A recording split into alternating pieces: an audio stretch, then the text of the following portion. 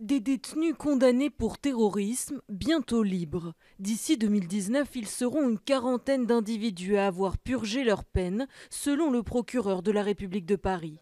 Des profils potentiellement dangereux pour François Molins.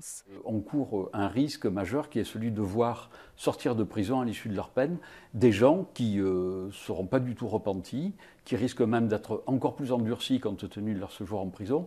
Une situation qui s'explique notamment par les peines plus souples appliquées aux affaires liées au djihad irako-syrien il y a quelques années. Avant, effectivement, 2016, on ne criminalisait pas parce qu'on n'avait peut-être pas tout à fait pris conscience du danger de Daesh, puisque depuis les attentats, on considère que tous ceux qui ont rejoint la zone irako-syrienne se rendent coupables d'une association de malfaiteurs terroristes criminels qui les rend passibles de la cour d'assises. Avant, ce n'était pas le cas, c'est pour ça qu'ils étaient jugés en correctionnel. Les peines sont désormais plus lourdes et plus longues. Ces sortants constituent un nouveau défi pour les services de renseignement pénitentiaire et les autorités judiciaires. Une fois dehors, ces anciens détenus pourraient faire l'objet d'une surveillance accrue. Ils sont suivis par les services de renseignement, bien évidemment, mais c'est tout l'enjeu effectivement d'avenir, parce qu'on sait par expérience que ceux qui sont impliqués dans le passé sur des théâtres d'opérations d'organisations terroristes, il y a toujours eu des conséquences dans nos pays en termes de sécurité à terme. Au total, il y aurait actuellement plus de 500 détenus condamnés pour terrorisme